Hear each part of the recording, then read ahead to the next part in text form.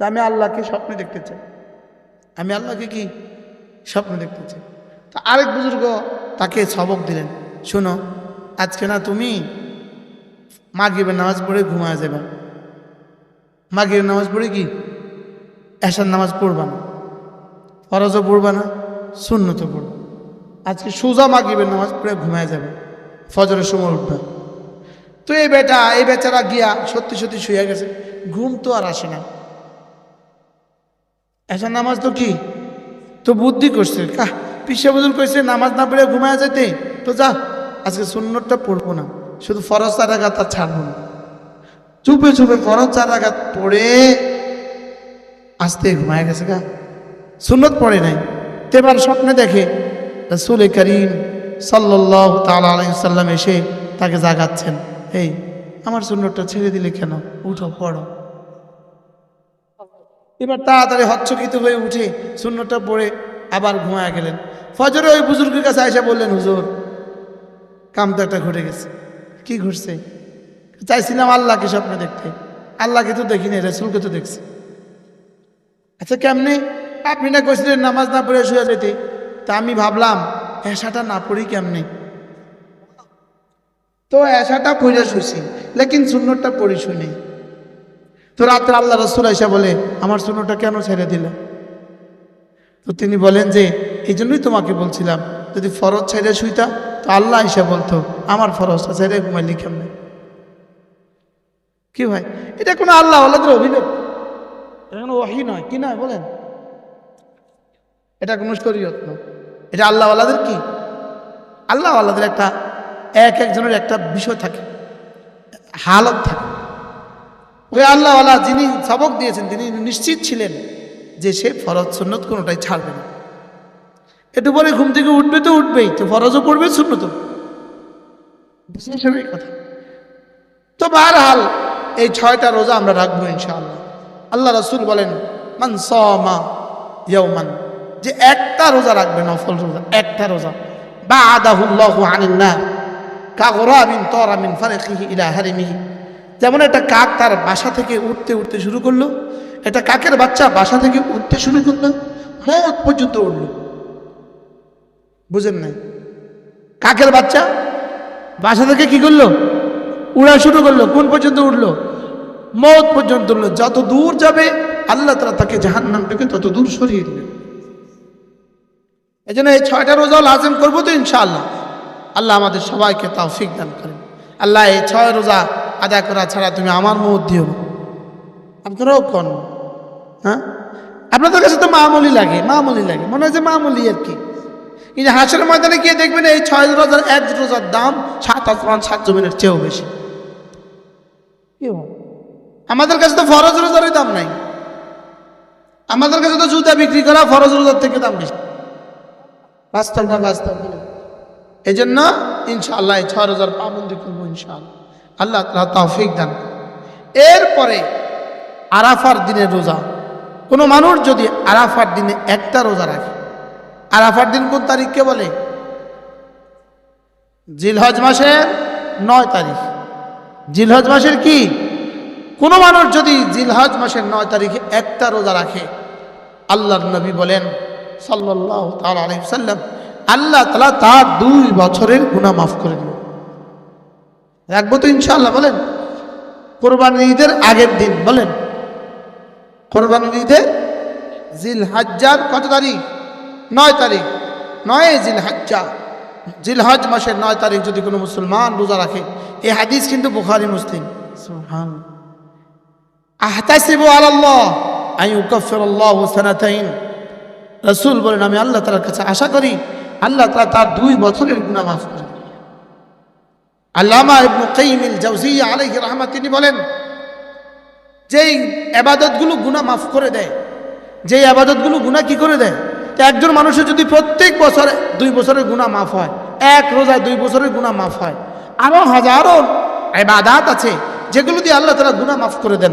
তো এক রোজা দিয়ে যদি 2 বছরের গুনাহ মাফ হয়, বাকি রোজাগুলো দিয়ে কি হবে? সুবহানাল্লাহ।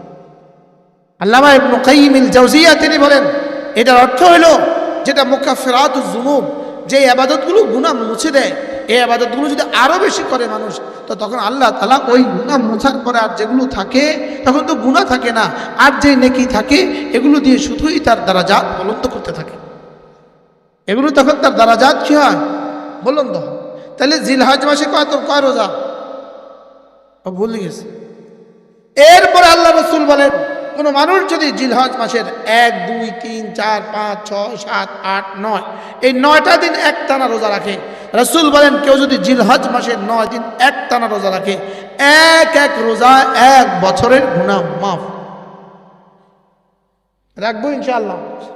আলহামদুলিল্লাহ, আমার ছুটে না। আলহামদুলিল্লাহ বলেন, আলহামদুলিল্লাহ। আপনিও নিয়ত করেন। আপনার এই কিতাব থেকে আমি পড়ে দেখাবো কিতাবটা দেন, খোলেন জিলহজ্জা, খোলেন জিলহজ্জা। তাহলে জিলহজ মাসের কয়টা রোজা মোট বলেন? কষ্ট হয়ে গেছে বেশি না? হ্যাঁ, আচ্ছা যেমন ধরেন জিলহজ মাস, জিলহজ্জা, ফাজাইল জিলহজ্জা।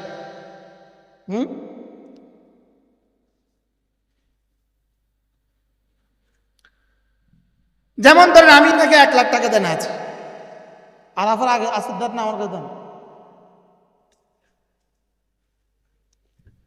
100,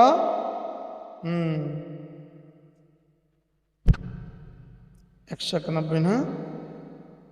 আচ্ছা দেখেন 191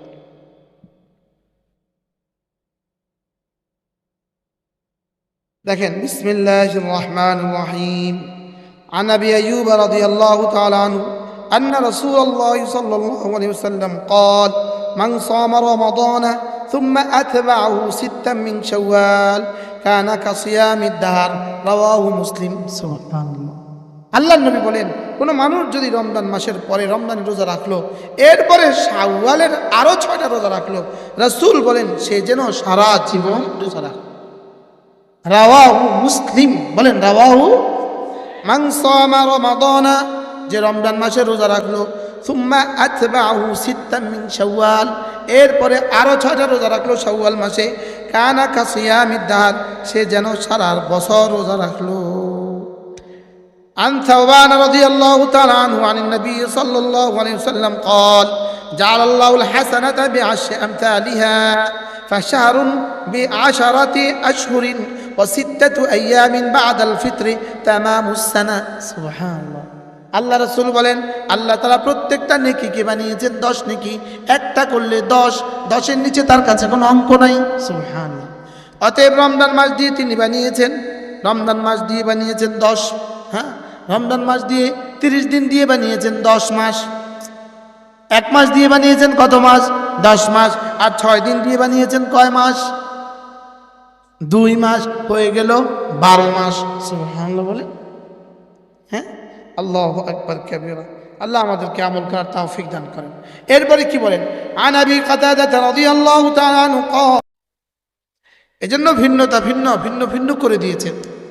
নামাজকে 5 ওয়াক্ত যদি এক টাইমে দিয়ে দিত, পুরা 17 রাকাত ফরজ আর 32 রাকাত সুন্নাত যদি এক ওয়াক্তে দিয়ে দিত, ইমামও খুঁজে পাওয়া যেত না দেশে। বাস্তব না বাস্তব? এই জন্য আল্লাহ তাআলা ভিন্ন ভাবে আমাদের উপরে কি করেছেন? ইবাদতগুলোকে চাপিয়ে দিয়েছেন। লা ইউকাল্লিফুল্লাহু নাফসান ইল্লা বুসআহা, সাধ্যের বাইরে কোনো কিছুই আল্লাহ আমাদের উপর চাপান নাই। যতটা দিয়েছেন ততটুকু আমাদের সাধ্যের ভিতরেই দিয়েছেন, সাধ্যের ভেতরেই দিয়েছেন, কোনোটাই আমাদের সাধ্যের বাইরে না। এই জন্য কোনো ফরজ ওয়াজিব, কোনো সুন্নত, কোনো নফল আমাদের সাধ্যের বাইরে না। আমাদের কি না বলেন? সবগুলো আমাদের সাধ্যের কি। এই জন্য তারাবি 20 রাকাত দিয়েছেন। আচ্ছা যদি তারাবি 40 রাকাত দিত, আমাদের সাধ্যের বাইরে চলে যেত। এই জন্য আল্লাহ তাআলা নামাজ দিয়েছেন আলাদা আলাদা, রোজা দিয়েছেন সীমিত সময়ের জন্য, যাকাত দিয়েছেন অল্প 40 ভাগের 1 ভাগ, হজ দিয়েছেন বছর জীবনে 1 বার, যাকাত দিয়েছেন বছরে 1 বার, হজ দিয়েছেন আবার তাওয়াফ সাই মিনা আরাফা মুজদালিফা সীমিত সময়। যদি বলতেন আরাফার মাঠে গিয়ে 7 দিন বসে থাকবা, আচ্ছা বিষয়টা কেমন হইতো? সাপ মরে যেত, কষ্টে সাপ মরে যেত। শুধু এক বেলা দিয়েছেন জোহর থেকে মাগরিব। সুবহানাল্লাহ। জোহর থেকে কি গরুবে শামস পর্যন্ত, মাগরিব তো নাই সেদিন, গরুবে শামস পর্যন্ত, সূর্য ডুবা পর্যন্ত অল্প সময় দিয়েছেন। রব যেহেতু আহকামুল হাকিমিন, রব জানতেন এদেরকে একসাথে দিলে পারবে না, এজন্য ভিন্ন ভিন্ন করে দিয়েছেন। সুবহানাল্লাহ। এই জন্য রমজানের 10টা 30টা রোজার পরেই আবার রব বলেন এবার শাওয়াল মাসে আবার 6টা রাখো। শাওয়ালে আবার কটা রাখো? তবে এই 6টাকে একসাথে দেন নাই, আবার ঈদের পরের দিন থেকে দেন নাই। সুবহানাল্লাহ। কতটা আদর করে 6টাকে আলাদা দিয়েছেন, আলাদা, যে এই 6টা আলাদা রাখো। শাওয়াল মাসে যদি তুমি 6টা রোজা রাখো তো যাও, আমি নবী কথা দিলাম, আল্লাহ তাআলা তোমাকে পুরো জীবন রোজা রাখার সওয়াব দিয়ে দিবেন। কি ভয়? 30টা দিয়ে 3 10 10 30 300, আর এই 6টা দিয়ে 6 দশম 60, 360 দিন হয়ে গেল। তাহলে শাওয়াল মাসে 6টা রোজা রাখবো তো ইনশাল্লাহ? না, প্রত্যেকে নিয়ত করেন ইনশাল্লাহ। যদি একাধারে দিত আমরা পারতাম না, এজন্য কি করছে, একাধারে দিলে আমাদের বিয়ের তারিখগুলো কেমনে করতেন।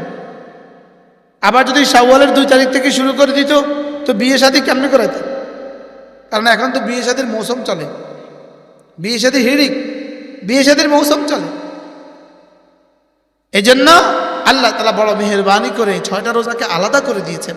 যাও, এই শাওয়াল মাসে, পুরো শাওয়াল মাসে যখন যখন সুযোগ পাও তখন রেখে 6টা রোজা রেখে দিলে, যাও কথা দিলাম পুরো বছর রোজা রাখার সওয়াব দিয়ে দেব।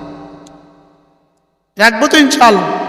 আল্লাহ, মুরব্বীরা ইনশাআল্লাহ করতে কষ্ট লাগে। মাশাআল্লাহ 30টা তো হয়েই গেছে।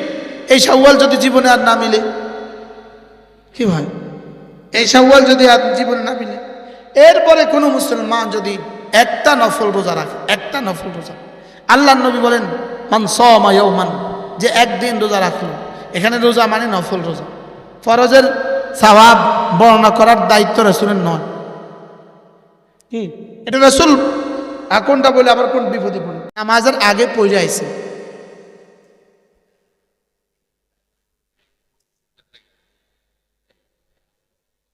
হ্যাঁ, আমার নিজের চোখে দেখা ঘটনা। আভা সৌদি আরবের এক শহর আছে আভা, ওই আভা থেকে কিছু দোস্ত আহবাব ওরা উমরা করতে আসবে। কি করতে আসবে বলেন? উমরা করতে আসবে। ওরা করছে কি, যেদিন উমরা করবে ওই দিন আভাতে বসে চুল কেটে ফেলছে। আরে বুঝেন না, আভাতে বসে কি করছে? আমার বয়ানের মধ্যে একজন আমার লিখিত দিছে, হুজুর লিখিত চিঠি দিছে, আর কি লিখিত প্রশ্ন দিছে, হুজুর একজনে মক্কা শরীফে যাবে উমরা করতে, তো ওই দিন ওখানে উমরাতে চুল কাটতে ওখানে অনেক টাকা নেয়, 10 রিয়াল নেয়। 10 রিয়াল মানে বাংলা টাকায় কত? 350 টাকা। তো 350 টাকা দিয়েছে, মাথা কামাইবো, এত কষ্ট, আর এখানে আবাতে নাই 2 টাকা। তো সে উমরা যাওয়ার আগে এখানে চুল কেটে গেছে। হ্যাঁ, ওইবনি কেন হবে না? বেকুবের উদাহরণ কেমন?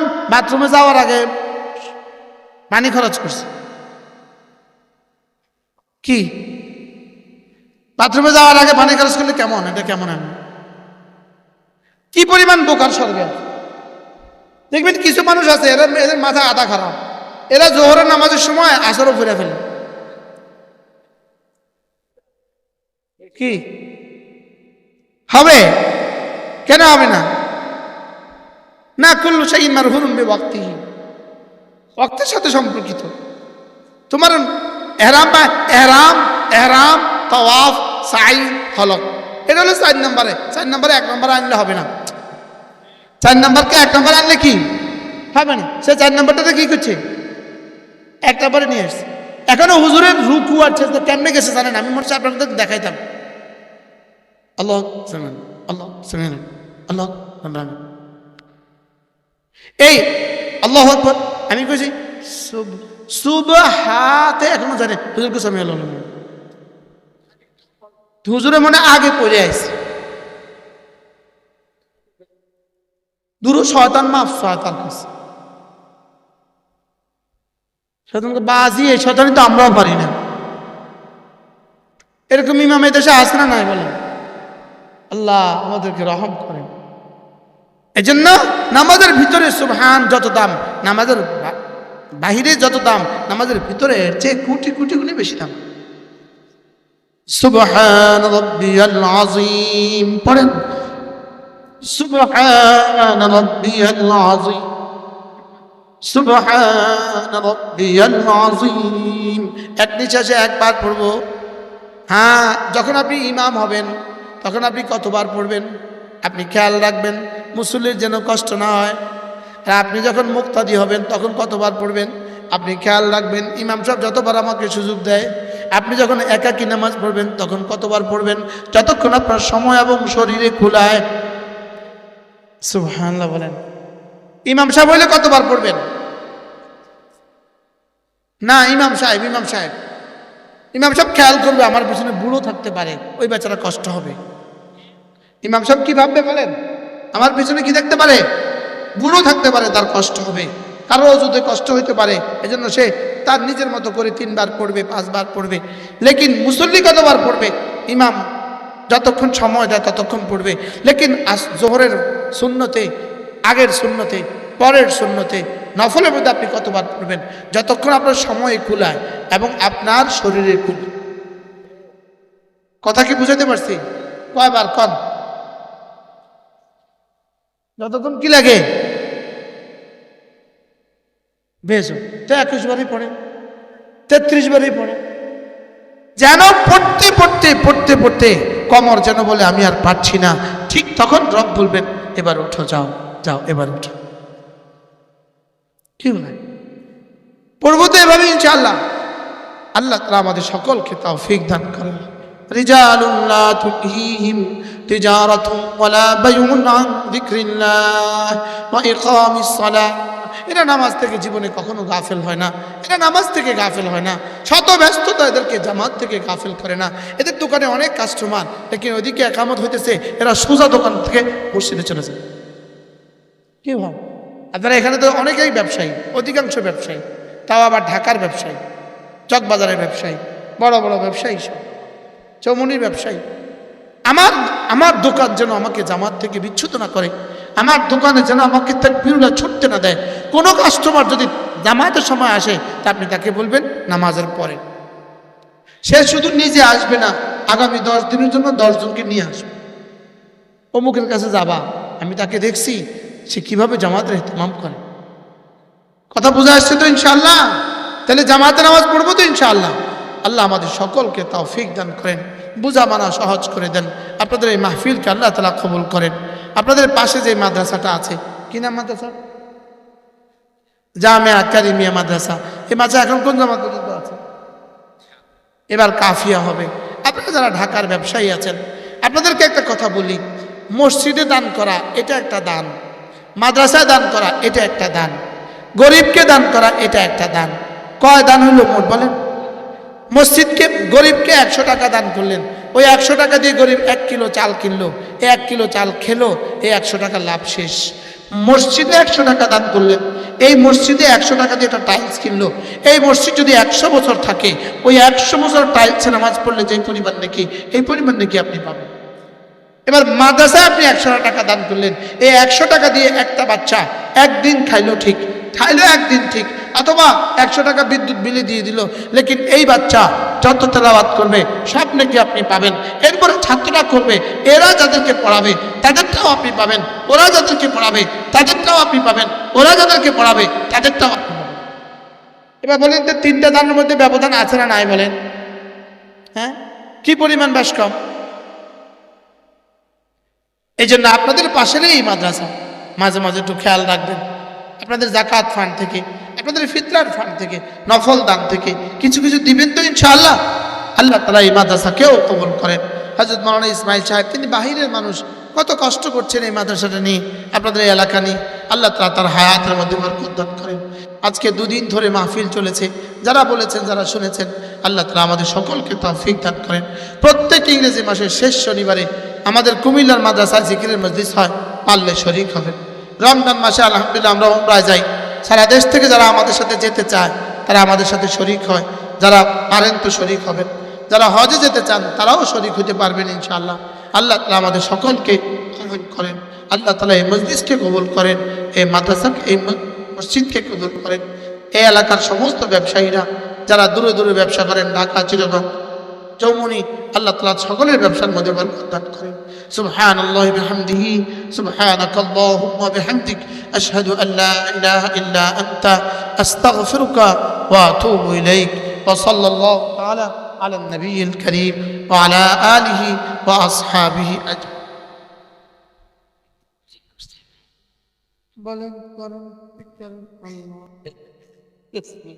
দেওয়ার জন্য আলহামদুলিল্লাহ আমরা সকলে আল্লাহর কাছে দোয়া করি।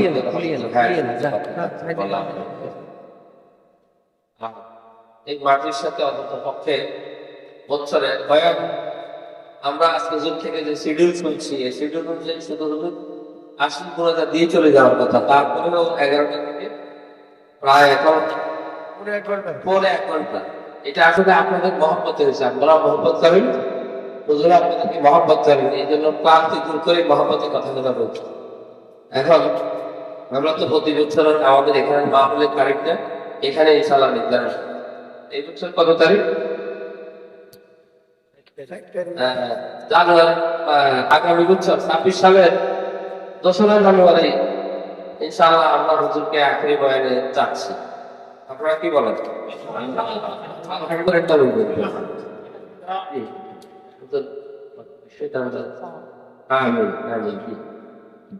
আমরা ভাবে যোগাযোগ রাখবো 2026 সালে 2রা জানুয়ারি ইনশাআল্লাহ হুজুর আল্লাহ যদি হায়াতে বরকত দান করেন, আবার এখানে আসেন, আল্লাহ সুস্থতা নিয়ামত দান করেন।